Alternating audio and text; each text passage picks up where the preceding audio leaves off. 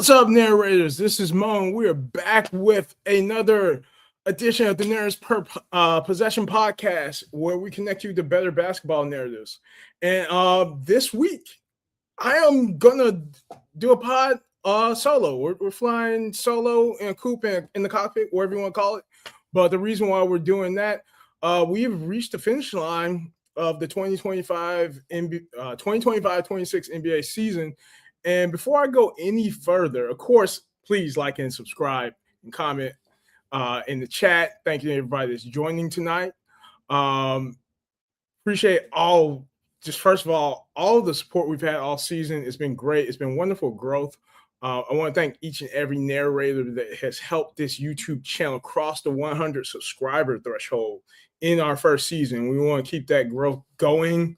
So please, again, subscribe, like, comment, share this with your friends, bring your friends to the chat because we want to talk about real, actual basketball. So I just want to get that out of the way tonight.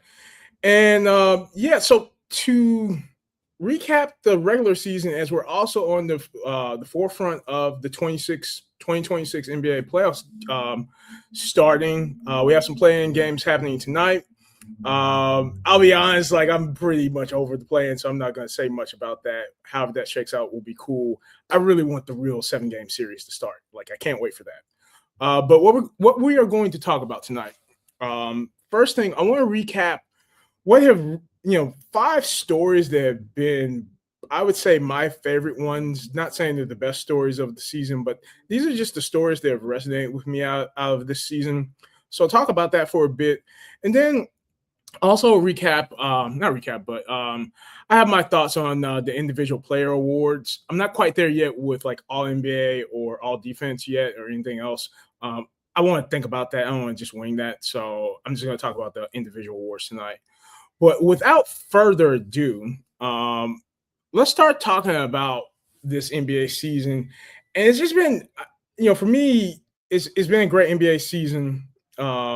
Like so many great NBA seasons. And I would say having this platform, having this podcast has really helped me appreciate the depth and the richness of what is happening in the NBA this season. And so when we start talking about from my point of view, the stories that really have resonated with me, the ones that I have found interesting this season, anybody that follows me definitely on X, by far, this shouldn't be the surprise to you as far as the first, what is the first story that's been, one of my favorites this season? Without question, it is rookie Con Canupul and the resurgence of the Charlotte Hornets. And it's just been fascinating to watch. I've tried to watch as many Hornets games as I can. I can't say I've watched the majority of their season, but when I've watched them, man, have the Hornets been box office. It's just been great basketball all around. And one thing I have to concede up front, because I was high on Con Canupul as a draft prospect after I watched his performance in the NCAA tournament last season when he was with Duke. I thought for sure he was going to be a solid NBA player without question. What I didn't expect is that he was going to come into the NBA and just set nets on fire with his 3-point shooting. He's looking like the second coming of, insert whoever your favorite 3-point shooter is, and then some. It's just, and it's more than that. He's, I'm not going to reduce him to just being a shooter. I believe Con Canupul is very much on a trajectory where star for sure, probably superstar as well in terms of the impact he's been delivering with the Charlotte Hornets.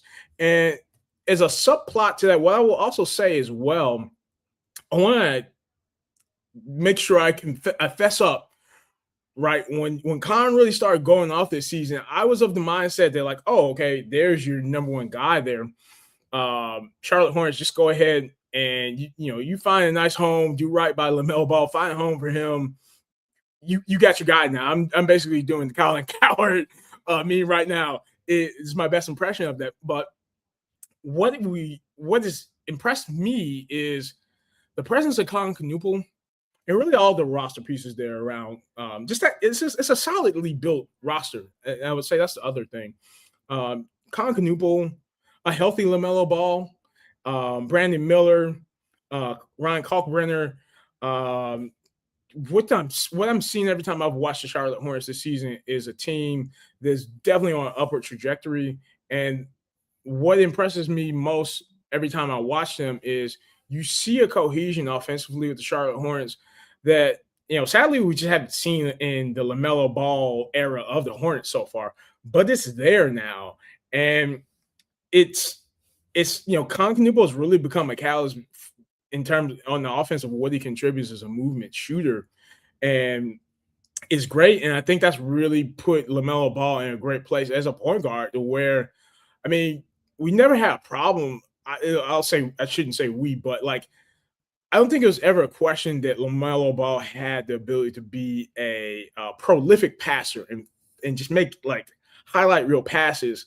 Certainly there's probably some knock on like the efficiency of it, and was it serious basketball? Is like a knock some people would say, but I think all of that is really going to the wayside in the sense that one, LaMelo's healthy, and two, LaMelo's passes are working their way to great looks and great shots across the board because of like, the five guys are on the floor besides LaMelo now. And again, it comes back to Khan and his ability is really just I keep talking about shooting because it's amazing, but at the same time, like he's doing so much more than that. His motion, his movement on the floor, it's keeping defenses like it really is keeping defenses honest to where like it's not like they can just load up on any one particular player because the ball is moving and like you have player moving, you have ball moving, and those are just fundamentally good basketball things that create good looks. Now, certainly, they're playing tonight. If they're fortunate enough to get to the first round, I don't necessarily think they're going to do a Cinderella run and upset like the Detroit Pistons. But it's been such a great story, and you just think about some of the things in terms of what this turnaround has been for the Hornets. This season they finished. They finished 44-38, right? This is only the third time the Charlotte Hornets have had 40-win season since the 2015-2016 season, when they went 48-34 and had first round exit. Unfortunately, the last time the Charlotte Hornets were a 40-win team was the 21-22 season. So there's a lot of turnaround here, and it's just cool to see that team and that fan base having meaningful basketball being played at this stage of the now postseason. And then also they've had a tremendous bump. I want to call this out. They've had a tremendous bump in their offensive rate actually this season. They've gone, last season, the Charlotte Hornets were 107.3 points per possession offense. This season, they're now 119.4 points. You just can't like deny how big of a turnaround that is, at least on the offensive side, right? They're probably another season or two away from if the things go right and they keep obviously bringing together some cohesion and getting chemistry in, perhaps another like rotation piece off the bench or two. If they get another leap like that on the defensive side as well, the Hornets will be an interesting team to me next season. And I'll just do the spoiler alert now. Concanupal is my rookie of the year, and we'll talk more about why that. But just there's been a really fun collection of things that come together with the Hornets this season. And I just think that's just a cool story right off the bat that I've enjoyed is watching the Charlotte Hornets. So let's talk about the second story that's been interesting to me this season, and it really has been the San Antonio Spurs return to dominance. In equal sort of, I think, context, you think about what has allowed the San Antonio Spurs to return to a dominant brand of basketball that they've been, really famous for multiple generations, going back to, Tim Duncan and David Robinson. Victor Wembanyama has without question arrived. This is definitely the Wemby season where he established himself as a superstar player who, for my taste, I would say Wemby should really be like in that phase of the league conversation for the impact that he's delivered to the Spurs this season. And it's it's been amazing to see what impact Victor Wembanyama plus the complement of really just smart drafting now for 3 straight seasons. The Spurs have demonstrated drafting, Steph Castle, drafting Dylan Harper, obviously drafting Wimby, and then adding, a good complement of vets, a Luke Cornett, a Harrison Barnes, obviously going to trade for De'Aaron Fox. Uh, you and then let me also not, I would be remiss not to even acknowledge, also Devin Vassell and Keldon Johnson. I don't know, maybe you consider them like legacy players at this point. It's been a really interesting way seeing uh, how the Spurs have built this roster that now, I had the expectation preseason that the Spurs, if Wembanyama was healthy, was going to be a top 6 team. I can't sit here and take credit and say that I expected them to finish, second in the East and having what they had a 62 win season, right? A 62 win season, and the turnaround that they've also had, really, because last season, people perhaps would have thought, yeah, the Spurs is just like they're going to be this fun team now with Wemby, but still ways to go. And I mean, they knocked it out of the park with this offseason that brought them into the 25-26 season, to the extent where, I talked about the Hornets offensive rating. It may be going under the radar now, but it shouldn't for much longer. The San Antonio Spurs offense in this season, I mean, it's a historic offense for them in terms of offensive rating. It's their highest offensive rating of the franchise's history, according to Basketball Reference. They finished the season with a 119.6 per 100 possession offensive rating. So, and last season they were 114. Before this season, the highest offensive rating the Spurs had was, I mean, it was actually last season. I mean, so like just you're seeing this upward trajectory of just the potency of their offense, but then also, like all great Spurs team, they've become once again a suffocating, dominant defense, and you see that certainly in the presence of Victor Wembanyama. But I would say all of those roster additions, the dominance that they've displayed this season, and I'll talk about it more certainly when I get into the awards, because there's a spoiler about that. There's going to be some Spurs in that as well. It's been refreshing to see a franchise like the Spurs return to this level of dominance in the West. Their top 10 net rating team, I'll throw out that metric as well. They're finishing the season at plus 8.4 in net rating, so third generally top 10 net rating is an indicator of some title cred, NBA Finals cred. So it's been a great turnaround with what the Spurs have been doing this season. So going into my third story, talking about dominance and really not so much a return to dominance, but shocking, like not losing any dominance. The Boston Celtics have, I tweeted this comment. The Boston Celtics, I view them now, given what they have accomplished this season, with what was sort of expected of potentially being almost like a shadow tank season when you looked at the offseason moves that they had. And I'll go back, I want to shout out the very first time I had Mike Zakarian on, when we talked during the offseason, kind of like we just kind of like hypothesized that, the Celtics are tanking. They're trading Drew Holiday, trading Kristaps Porzingis. Like, they're just selling off. Like, this is going to be a shallow tank. And I mean, obviously, Tatum's not coming back at all. He's torn his Achilles. But they just apparently the Celtics are the system now. Where, I mean, and when I say that, I'm talking about like, the 4 championship Golden State Warriors that were a machine. San Antonio Spurs dynasty, machine. Dynasty Bulls, like this kind of greater than the sum of their parts sort of team. That's what the Boston Celtics to me are displaying right now. And it's been enjoyable to see that. I mean, and then I just had, I'll plug Mike Zakarian, who just was on the show a couple of weeks ago when we were talking about how the season's gone based on like what we kind of expected for the very first off season.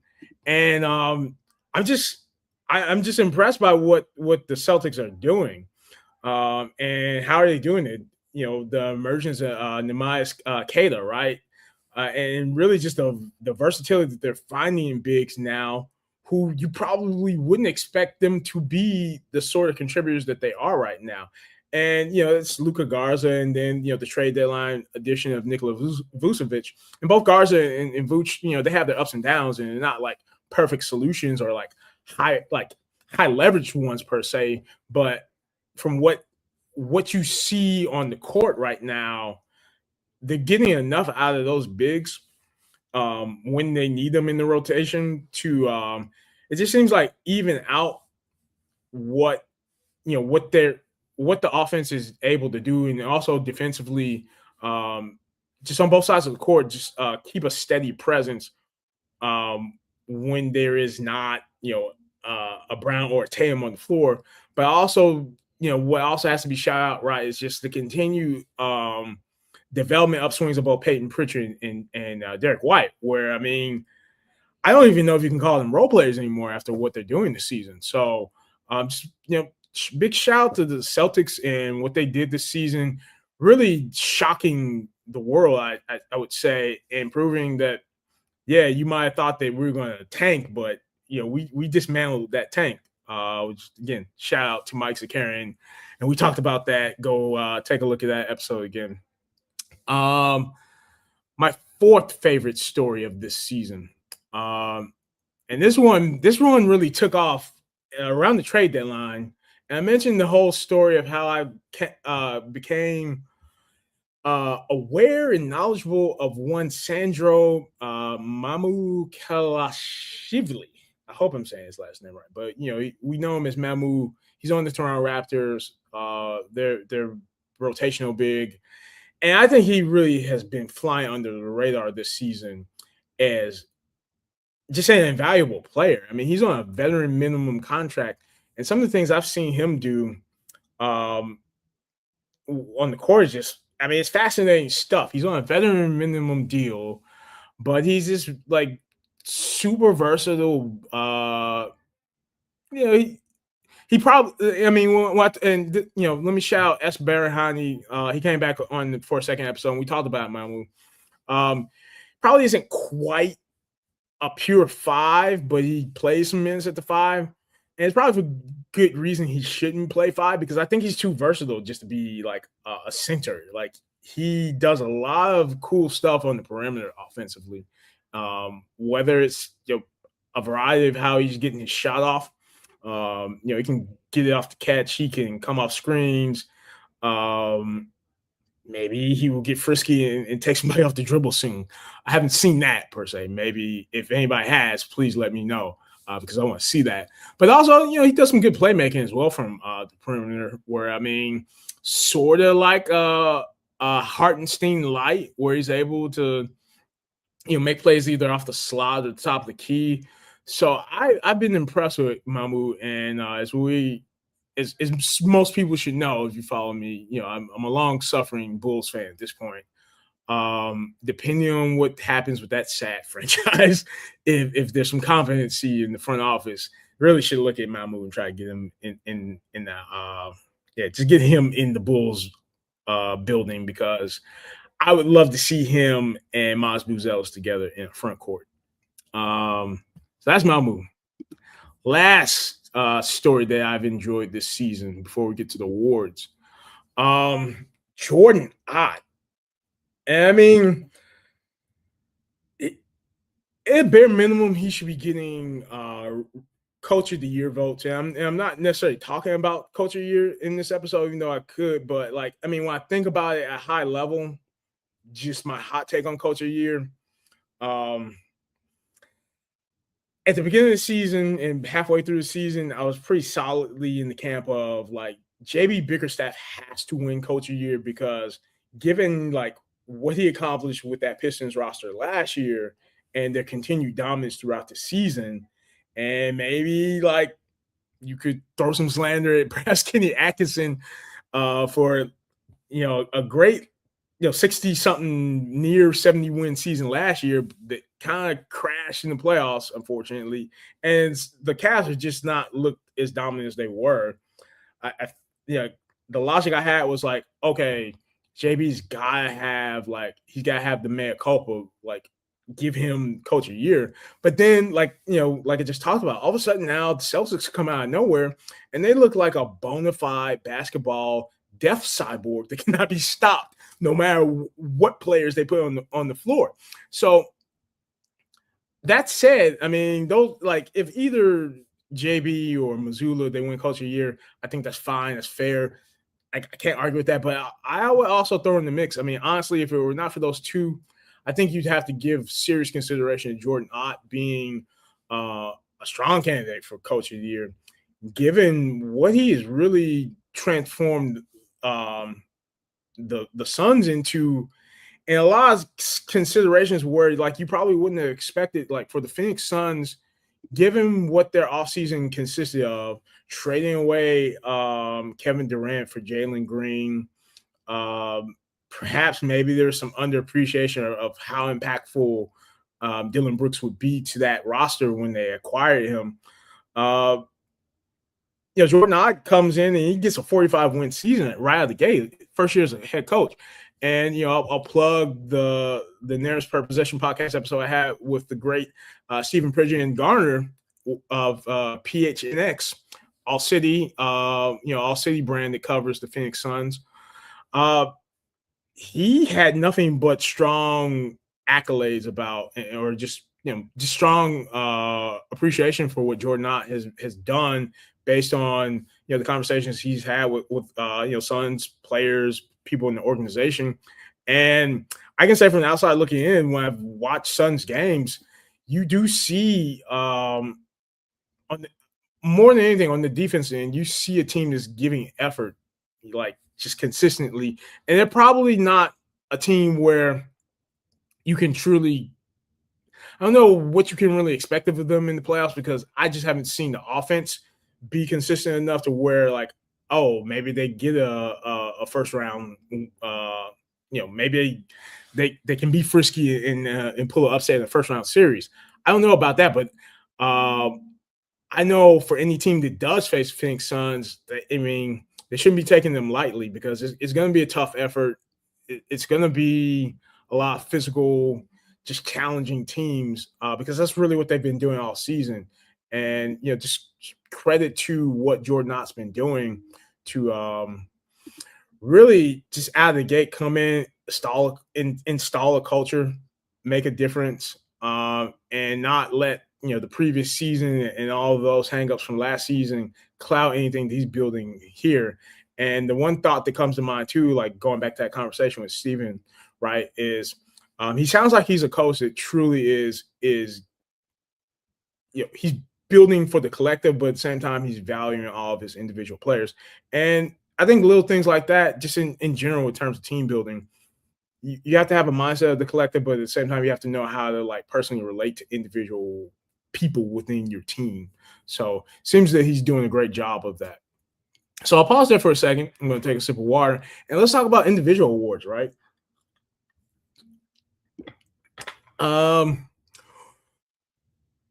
Most valuable player. There's a lot of conversation happening about most valuable player. Who is it going to be?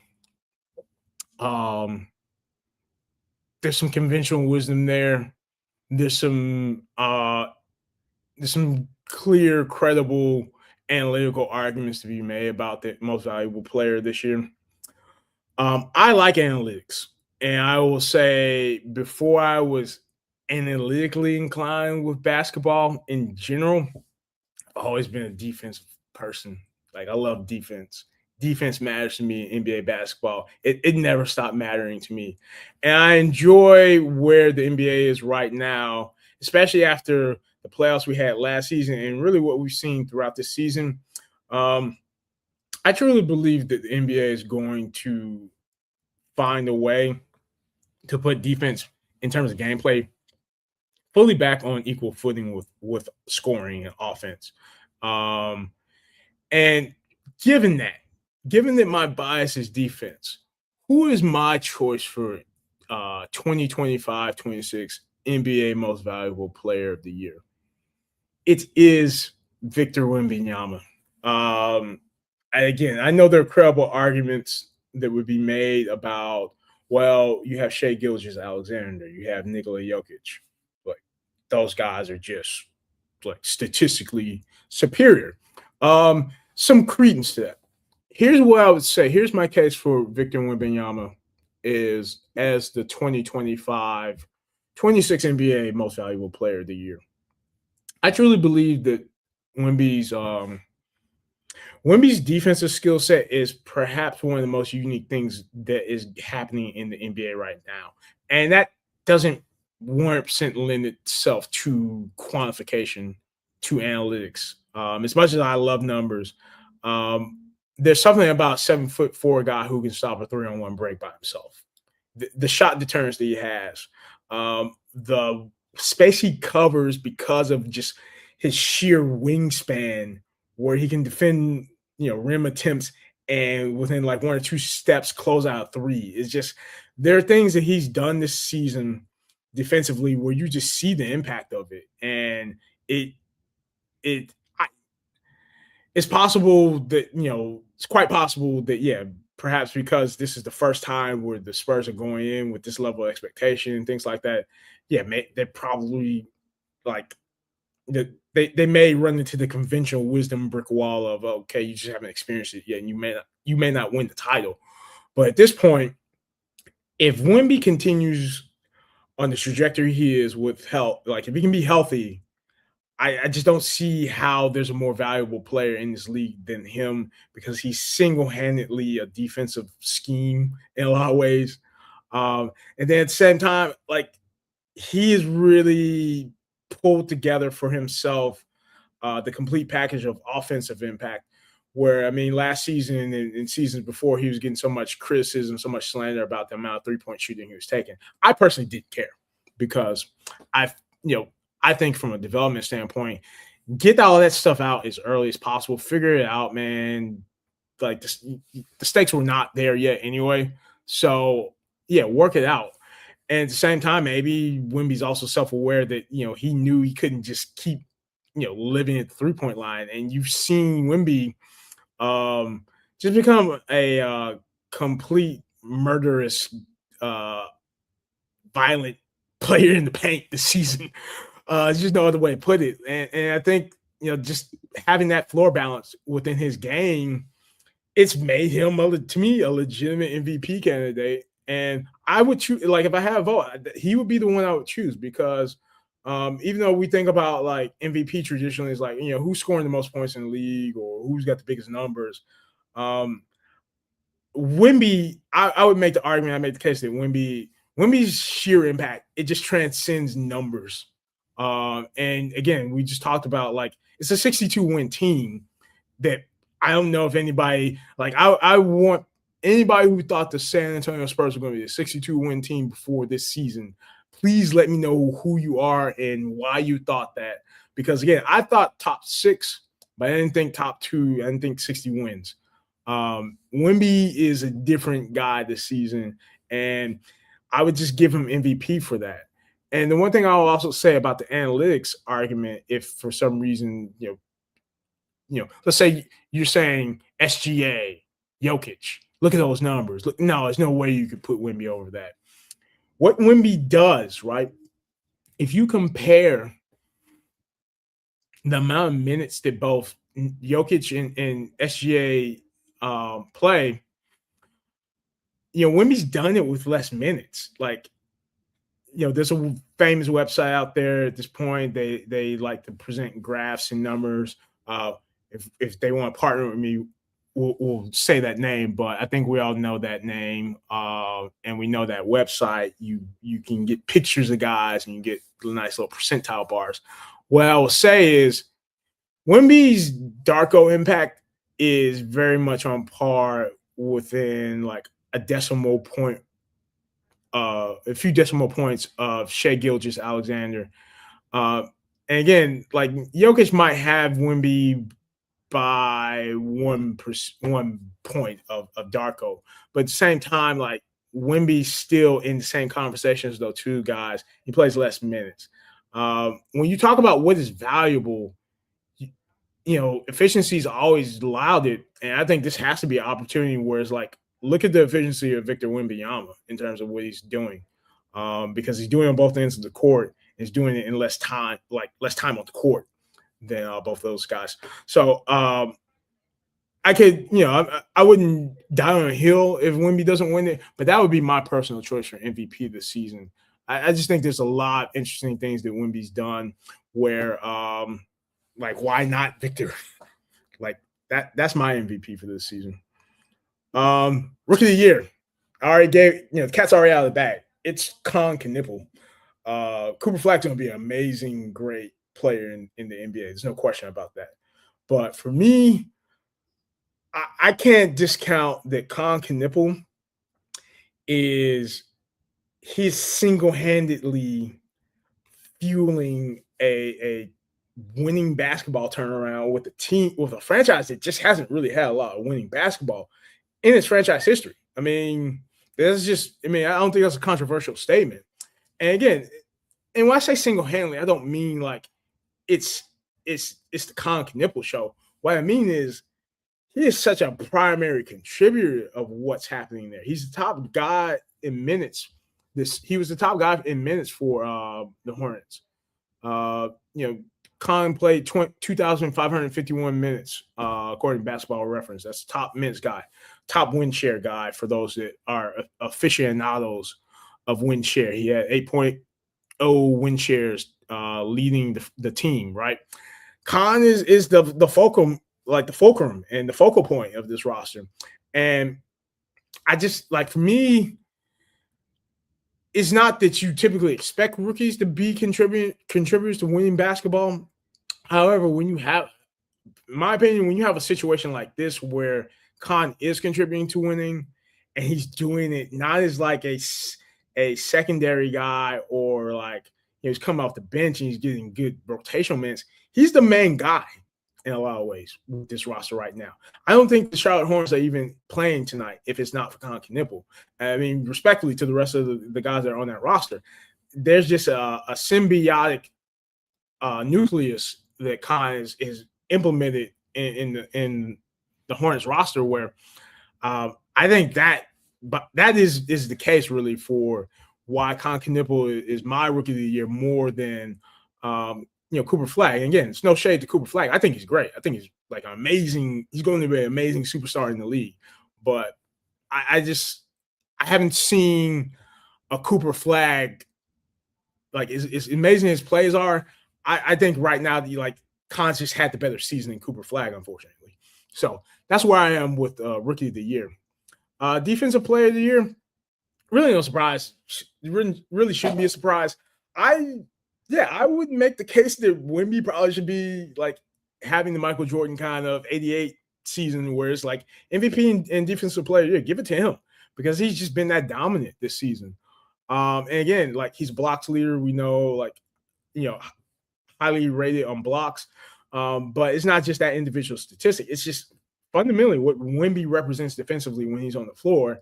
He is, again, like a one-man defensive scheme because of what he can do in terms of he legitimately deters shots. Players do not want to drive on him because they know he's going to swat at the rim, or like because of the length of his arms, he can deflect and he can disrupt the ball in ways that most players just will never do. So his defensive impact is unquestioned. Wemby should be like a 8-time defensive player of the year. Again, if his health works out the right way, and he's able to just stay on the floor, hopefully. So we talked about MVP, we talked about rookie of the year, we talked about defensive player of the year. Next individual award. Let us talk about who is the sixth man of the year, because this is an interesting one. And I'll say before I reveal who I'm going with 60 with the sixth man of the year, it's an interesting award always in the sense that when you think about like the historical context of what sixth man of the year typically means, you're really thinking about like it really should be like the Vinny Johnson Memorial Award. I feel like it's always been about like who is the best off the bench scorer, basically. But the league is evolving, and we see more and more, especially with the guard position, being a scorer is a dirty word. So I have a different mindset about six man of the year this season, and I'm not thinking about it purely as a scoring award anymore. But um, I believe where gameplay is going in the league and how this game is evolving, where it's less about getting buckets and it's so much more of like, in my opinion, NBA basketball and what players are thriving in today's NBA. It's the players who have the best, basically decision making skills, even if you aren't a point guard. Like being able to make reads and make decisions and help the ball get to where it needs to be. That seems to be what is keeping. Is what is getting players paid at all different levels. But that's really the differentiator for like perhaps players who are viewed as less skilled or less whatever kind of lower tier type players. The players that can find ways to impact the game that don't require the ball, that make great decisions. That's more and more what the game's about, from superstar all the way to the 15 player. And so I say all that because as I'm thinking about six man of the year, my choice for six man of the year is a player I think is quite versatile. And I'll also use this as my opportunity to say, like, thinking about it, I kind of don't care about the 65 game rule. And probably just listening to the discourse about it, there probably is a case to be made that the 65 game rule, while it's intended, I guess, to like keep players from load managing or keep players from just like not playing at all.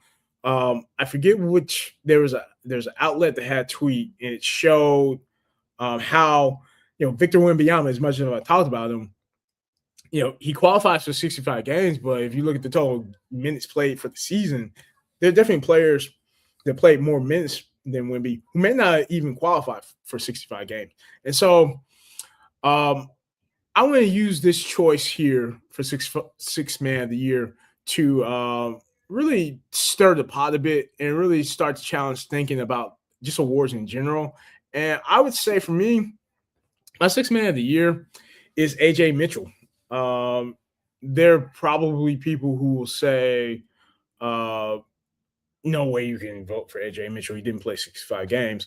What I would say to that is AJ Mitchell has been, when he's been available, because he has stretched for 2 months where he wasn't available, but when he's been on the floor, he's been pretty consistent, right? What you get out of AJ Mitchell is you're definitely getting players two-way impact, to metrics I'll just throw out there, not to get super stats heavy on him, but one of my favorite catch-all metrics is box plus minus. So go basketball reference. AJ Mitchell for the 25-26 season, he finished up as a plus 1.9 box plus minus, which if you look at this, what the scale represents, it's rounded up to 2. If you're getting plus 2 on box plus minus, you're grading up to be something more than honestly even just a rotational player or even a good six man. You're really grading up to be a good quality starter, as according to metrics creator. So that off the bat, like, he's playing 6-man minutes quite literally, but at the same time you're getting like high level star contributions out of him on both sides of the court. And I mean, to put it in the traditional context as well, for the season, AJ Green, he finished 18.9. He finished averaging 18.9 points per 36 minutes, and it's like the per 36 minutes put into a starter context. So the impact is there with AJ Mitchell.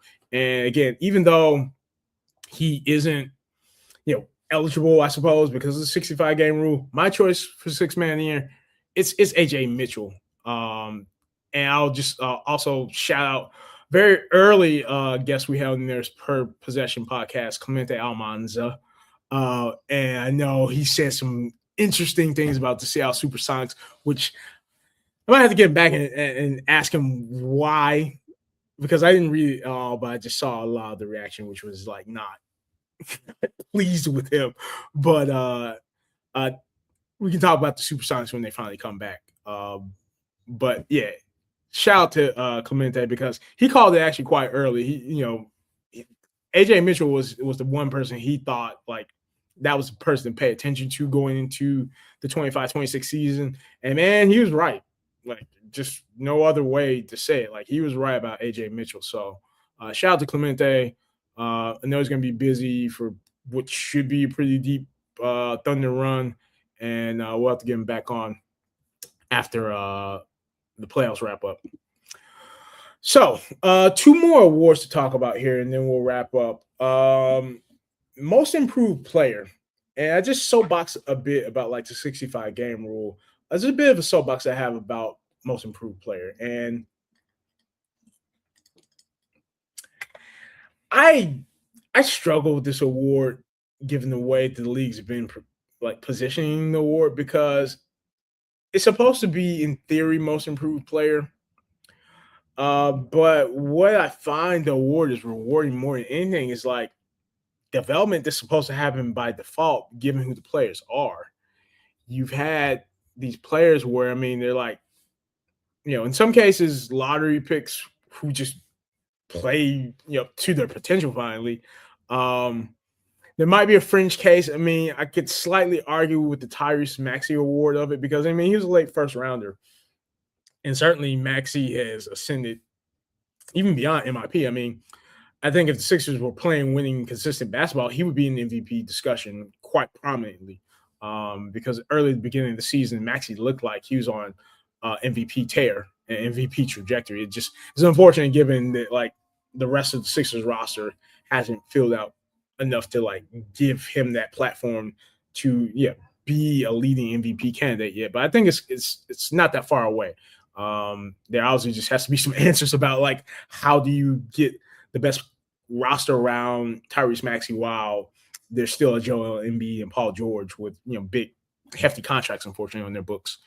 But talking about most improved player, to me, I can't sit here and say that like when I think about MIP, I want to think about like, oh, a draft pick who again played up to their potential. When I think about most improved player, it should really be more of legit player development stories that have some level of unexpected surprise and some level of like an outlier turnaround in their career, whether it be because like they dealt with some kind of adversity or there was just an improbable career turnaround that nobody saw coming. Just these kind of things. Like I think the award is a massive disservice to the award because we're to me rewarding obvious development instead of the unexpected development. And so from that standpoint, my choice for most improved player this season, I give it to Dennis Jenkins of the Detroit Pistons. And I want to shout friend of the pod, Sean Murphy, who we had on to talk about the Pistons, and we talked about how great that Dennis Jenkins story was because my memory of now I have to go back and check my memory on this, but I feel like when I had Sean on, that was about the time where Dennis was like emerging from the two-way situation and really becoming like a main rotational guy, and that's what he's done. And thinking about Dennis Jenkins' story. This is a guy who was undrafted undrafted rookie. He only appeared in 7 NBA games. He goes from appearing in only 7 NBA games as an undrafted rookie to now this season. He's played 72 games, he's a solid rotational player with the Detroit Pistons. You might even make the case, and I mean, Sean and I, we talked about this. The Detroit Pistons took a position for the 2026 NBA trade deadline where they felt good about what they had and they're willing to like see what they have. And Dan Jenkins is one of those guys that they, had enough confidence in to where we're not going to go make the big splashy trade. We're gonna go run with this bench that we have. We're gonna start, giving Jenkins some runway to see where he can contribute. And the book is yet to be written about how effective or how great of a decision that will be. Playoffs are about to prove that, or validate or invalidate it. But that's a decision the Pistons front office made. And so there's something to be said about that, to where his contributions have been so strong that like the front office is like, we're going to rock with you, and we're going to, we don't need to go get a Michael Porter Jr. We don't need to go get a big splashy name, because we're going to roll with you. And I mean, to his credit, to Jenkins' credit, I mean, he's bringing things that the Pistons absolutely need. Now, is it enough? That's the question I believe that's going to be answered very shortly. But, you have to give him credit for he's got the second best assist rate behind Cade this season. He's 25.8% assist rate. Somebody has to be the playmaker besides Cade, and give him some needed breathing room if the Pistons really want to like push and make a deep run this season in the playoffs. And then there's a nice jump that Jenkins had in his per 36 scoring, where he went from 11 points, again, as an undrafted rookie last year, only appearing in 7 games, but now, in his 72 games, bumps it up to 16 points per 36 minutes. So the improvement that Jenkins had, I think that's, for me, that would be my most improved player. And I think that's just it's more legitimate of what sort of stories that award should be telling. So Dennis Jenkins, most improved player for the NBA. That's just my that would be one of my big takeaways and one of my big soapbox points for the rest of this playoffs and going into the offseason. So let's wrap up with the Clutch Player of the Year award. It's a new award, and I can't say I have a whole bunch of deep feelings about it, but to me, the logical Clutch Player of the Year obviously is Shai Gilgeous-Alexander. He's the league leader in clutch points scored this year.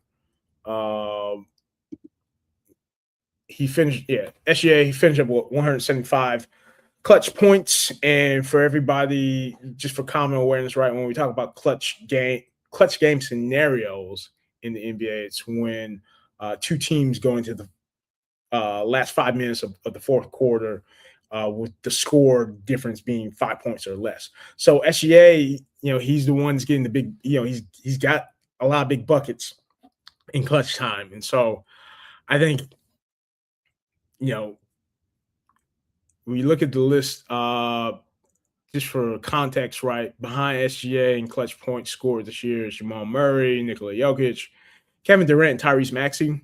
And really any one of those players would be worthy as well, just in terms of their stature in the league. And certainly, it's a game win in the game situation or clutch situation. Those are players you definitely want to see with the ball in their hand to go get you a win. So that rounds it out for the individual awards I have for my choices and what I think. So yeah, just to wrap it up, right? I'm excited about what we're about to see in the playoffs. I think it's going to be a great playoffs. I don't have picks yet. I need to think about that. But what I would say also is, again, I just want to thank all the narrators out there, all the people that have also come to this channel for the first time.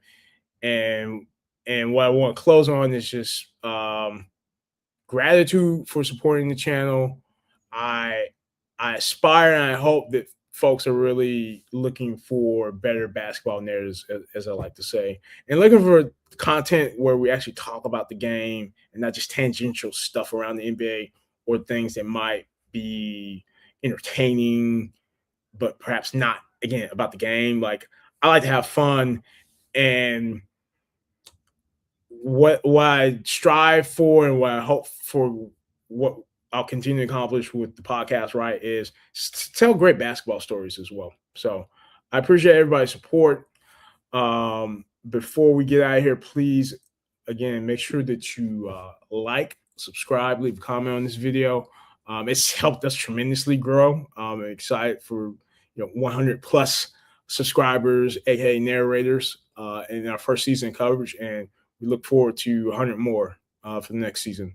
So that's all I have for tonight. So until next time, please keep rocking with us in Narratives Per Possession. Hope you're enjoying playing games tonight. And yeah, I think that's all I got. Peace out.